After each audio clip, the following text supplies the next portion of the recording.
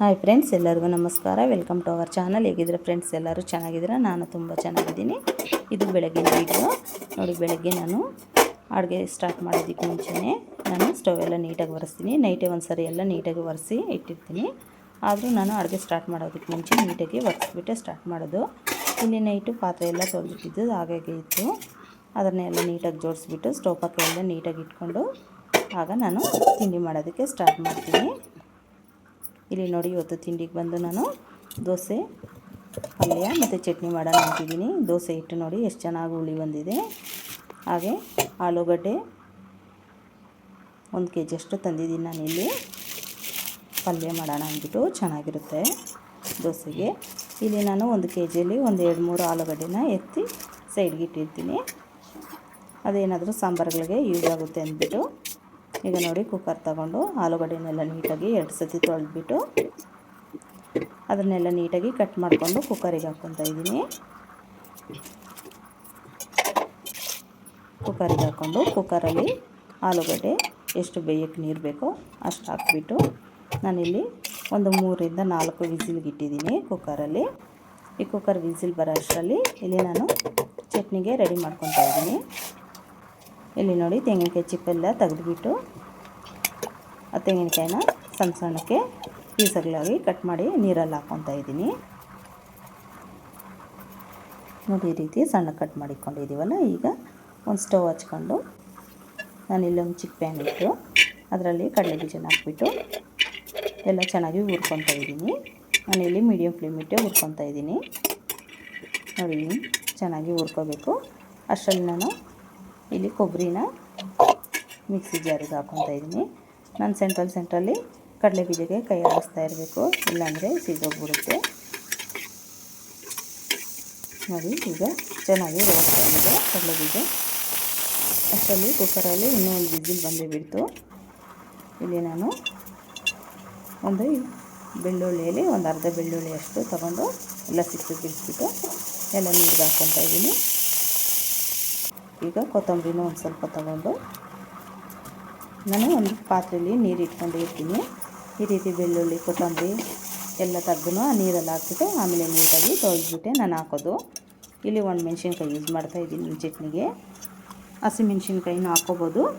ನಾನಿಲ್ಲಿ ಒಣಮೆಣ್ಸಿನ್ಕಾಯಿ ಯೂಸ್ ಮಾಡ್ತಾಯಿದ್ದೀನಿ.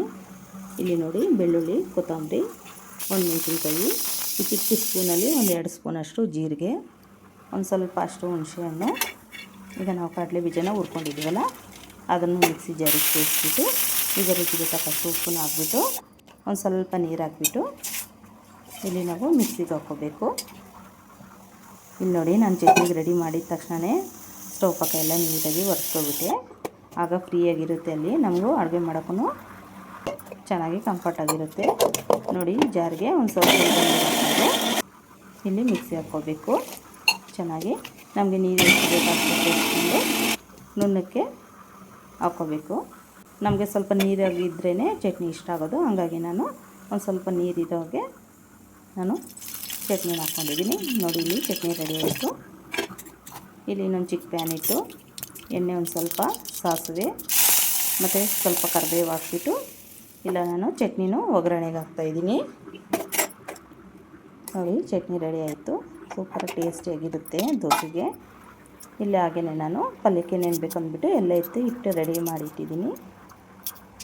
ಇಲ್ಲಿ ನೋಡಿ, ನಾನು ಒಂದು 3 ಈರುಳ್ಳಿ ತೊಗೊಂಡು ನೀಟಾಗಿ ಸಿಪ್ಪೆ ಎಲ್ಲ ಬಿಡಿಸ್ಬಿಟ್ಟು ಅದನ್ನು ನೀರಿಗೆ ಹಾಕ್ಬಿಟ್ಟು ನೀಟಾಗಿ ತೊಳ್ಕೊತಾ ಇದ್ದೀನಿ. ನಾನಿಲ್ಲಿ 2 ಟೈಮ್ ತೊಳಿತೀನಿ. ನೋಡಿ, ಈಗ ಉದ್ದುದ್ದಕ್ಕೆ ಕಟ್ ಮಾಡ್ಕೋಬೇಕು ಈರುಳ್ಳಿನ. ನಿಮಗೆ ಈ ರೀತಿ ಕೈಯಲ್ಲಿ ಕಟ್ ಮಾಡೋ ರೂಢಿ ಇದ್ದರೆ ಮಾತ್ರ ಕಟ್ ಮಾಡಿ, ಇಲ್ಲಾಂದರೆ ನೀವು ಚಾಪಿಂಗ್ ಬೋರ್ಡ್ ಮೇಲೆ ಕಟ್ ಮಾಡ್ಕೋಬೋದು. ನನಗೆ ರೂಢಿ ಇದೆ, ಹಾಗಾಗಿ ನಾನು ಈ ರೀತಿ ಕೈಯಲ್ಲೇ ಕಟ್ ಮಾಡ್ತೀನಿ. ಈ ರೀತಿ ಸಣ್ಣಕ್ಕೆ ಕಟ್ ಮಾಡಿಕೊಂಡು ಈಗ ಟೊಮೊಟೊನು, ಹಸಿಮೆಣ್ಸಿನ್ಕಾಯಿನೂ ಕಟ್ ಮಾಡಿ ಇಟ್ಕೋಬೇಕು. ಕೊತ್ತಂಬರಿನ ನೀಟಾಗಿ ತೊಳೆದ್ಬಿಟ್ಟು ಅದನ್ನು ಸಣ್ಣ ಕಟ್ ಮಾಡಿ ಇಟ್ಕೋಬೇಕು. ಇಲ್ಲಿ ನೋಡಿ, ಕುಕ್ಕರ್ ಪ್ರೆಷರ್ ತೆಗೆದ್ಬಿಟ್ಟು ಈಗ ಆಲೂಗಡ್ಡೆ ಎಲ್ಲ ಚೆನ್ನಾಗಿ ಬೆಂದಿದೆ. ಈಗ ಈ ಬಿಸಿ ನೀರೆಲ್ಲ ತೆಗೆದುಬಿಟ್ಟು ತಣ್ಣೀರಲ್ಲಿ ಹಾಕ್ಕೊಂಡಿದ್ದೀನಿ, ಇಲ್ಲಾಂದರೆ ಬಿಸಿಯಲ್ಲಿ ನಮಗೆ ಸಿಪ್ಪೆ ಬಿಡಿಸೋಕ್ಕಾಗಲ್ಲ. ನೋಡಿ, ಈಗ ಈ ಆಲೂಗಡ್ಡೆಗಿರೋ ಸಿಪ್ಪೆನೆಲ್ಲ ನೀಟಾಗಿ ಬಿಡಿಸಿಟ್ಕೊತಾ ಇದ್ದೀನಿ. ಈ ರೀತಿ ಸಿಪ್ಪೆ ಎಲ್ಲ ಬಿಡಿಸಿದಾದ್ಮೇಲೆ ಆಲೂಗಡ್ಡೆಗೆ ಚೆನ್ನಾಗಿ ಕೈಯಿಂದಲೇ ಸ್ಮ್ಯಾಶ್ ಮಾಡಿ ಇಟ್ಕೋಬೇಕು. ಈ ರೀತಿ ಸ್ಮ್ಯಾಶ್ ಮಾಡಿ ಇಟ್ಕೊಂಡು ಇಲ್ಲಿ ನೋಡಿ ಈರುಳ್ಳಿ, ಟೊಮೊಟೊ, ಹಸಿಮೆಣ್ಸಿನ್ಕಾಯಿ ಎಲ್ಲ ಕಟ್ ಮಾಡಿ ಇಟ್ಕೊಂಡಿದ್ದೀವಲ್ಲ ಅದೆಲ್ಲ ನೀಟಾಗಿ ಜೋಡಿಸಿಟ್ಕೊಂಡಿದ್ದೀನಿ. ಈ ರೀತಿ ಮಾಡಿಕೊಂಡ್ರೆ ಫಾಸ್ಟಾಗಿ ನಾವು ಒಗ್ಗರಣೆ ಮಾಡಿಬಿಡ್ಬೋದು. ಇಲ್ಲಿ ನೋಡಿ ಸ್ಟವ್ ಹಚ್ಕೊಂಡು ಒಂದು ಬಾಣಲಿ ಇಟ್ಟು ನಾನು ಆ ಬಾಣಲಿ ಬಿಸಿ ಆಗೋಷ್ಟರಲ್ಲಿ ಇಲ್ಲಿ ನಾನು ದೋಸೆ ಹಿಟ್ಟನ್ನ ಚೆನ್ನಾಗಿ ಮಿಕ್ಸ್ ಮಾಡ್ತಾಯಿದ್ದೀನಿ. ನೋಡಿ ಎಷ್ಟು ಚೆನ್ನಾಗಿ ಹುಳಿ ಬಂದಿದೆ. ಈಗ ಬಾಣಲಿಗೆ ಎಣ್ಣೆ ಹಾಕ್ಬಿಟ್ಟು ಎಣ್ಣೆ ಬಿಸಿ ಆದಮೇಲೆ ಈಗ ಅದಕ್ಕೆ ಸ್ವಲ್ಪ ಸಾಸಿವೆ, ಒಂದು ಸ್ವಲ್ಪ ಕಡಲೆಬೇಳೆನ ಸ್ವಲ್ಪ ಫ್ರೈ ಆದಮೇಲೆ ಈಗ ನಾವು ಹೆಚ್ಚಿಟ್ಕೊಂಡಿದ್ದೀವಲ್ಲ ಹಸಿಮೆಣಸಿನ್ಕಾಯಿ ಹಾಗೆ ಈರುಳ್ಳಿ, ಕರಿಬೇವನ್ನು ಸೇರಿಸ್ಬಿಟ್ಟು ಚೆನ್ನಾಗಿ ಫ್ರೈ ಮಾಡ್ಕೋಬೇಕು. ಈಗ ನಮಗೆ ಆಲೂಗಡ್ಡೆಗೆ ಎಷ್ಟು ಉಪ್ಪು ಬೇಕಾಗುತ್ತೋ ಅಷ್ಟನ್ನು ಸೇರಿಸ್ಕೊಂಡು ಹಾಗೆ ಸ್ವಲ್ಪ ಅರಿಶಿನ ಕಲರ್ಗೆ ಹಾಕ್ಕೊಂಡು ಚೆನ್ನಾಗಿ ಫ್ರೈ ಮಾಡ್ಕೋಬೇಕು ಎಣ್ಣೆಲೇ. ನಮಗೆ ಉಪ್ಪು ಖಾರ ಅನ್ನೋದು ಆಪ್ಷನಲ್ಲು. ಕೆಲವರು ಜಾಸ್ತಿ ತಿಂತಾರೆ, ಕೆಲವರು ಕಮ್ಮಿ ತಿಂತಾರೆ. ನಮ್ಮ ಮನೇಲಿ ಮೀಡಿಯಮಾಗಿ ತಿಂತೀವಿ, ಹಾಗಾಗಿ ನಾನು ಮೀಡಿಯಮಾಗಿ ಹಾಕ್ಕೊತೀನಿ. ಈಗ ಟೊಮೊಟೊನ ಸೇರಿಸ್ಬಿಟ್ಟು ಚೆನ್ನಾಗಿ ಟೊಮೊಟೊ ಎಲ್ಲನೂ ಚೆನ್ನಾಗಿ ಮಿಕ್ಸ್ ಆಗೋವರೆಗೂ ಫ್ರೈ ಮಾಡಿಬಿಟ್ಟು ಈಗ ನೋಡಿ ಆಲೂಗಡ್ಡೆ ಮ್ಯಾಶ್ ಮಾಡಿ ಇಟ್ಕೊಂಡಿರ್ತೀವಲ್ಲ ಅದನ್ನು ಸೇರಿಸ್ಬಿಟ್ಟು ಚೆನ್ನಾಗಿ ಕಲಿಸ್ಕೋಬೇಕು.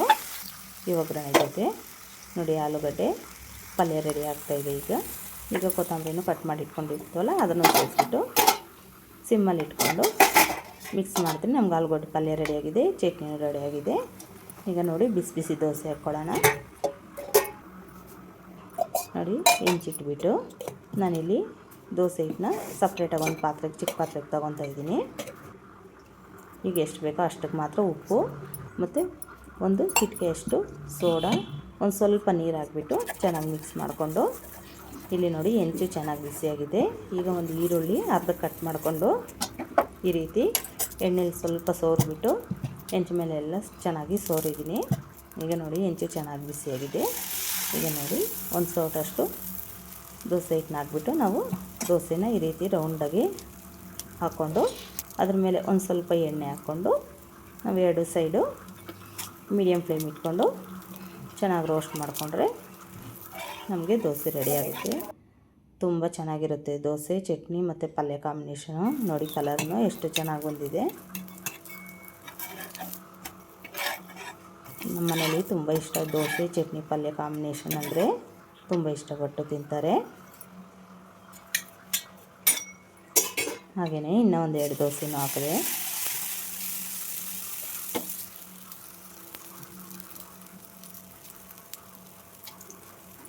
ತುಂಬ ಚೆನ್ನಾಗಿರುತ್ತೆ ಈ ರೀತಿ ದೋಸೆ. ನೋಡಿ ನಾನು ಬೆಳಗ್ಗೆ ತಿಂಡಿಗೆ ದೋಸೆ ಮತ್ತು ಚಟ್ನಿ, ಆಲೂಗಡ್ಡೆ ಪಲ್ಯ ಮತ್ತು ಮಧ್ಯಾಹ್ನಕ್ಕೆ ಮುದ್ದೆ, ನೈಟ್ ಮಾಡಿದ್ದಂಥ ಕೊತ್ತಂಬರಿ ಪುದೀನ ಚಟ್ನಿ ಇತ್ತು. ಅದನ್ನು ನಮ್ಮ ಮನೆಯವ್ರಿಗೆ ನಾನಿಲ್ಲಿ ಬಾಕ್ಸ್ ಕಟ್ತಾಯಿದ್ದೀನಿ. ನಿಮ್ಗೆ ಈ ವಿಡಿಯೋ ಇಷ್ಟ ಆದರೆ ಪ್ಲೀಸ್ ಲೈಕ್ ಮಾಡಿ, ಶೇರ್ ಮಾಡಿ, ಸಬ್ಸ್ಕ್ರೈಬ್ ಮಾಡ್ಕೊಳ್ಳಿ. Thank you for watching. Bye bye.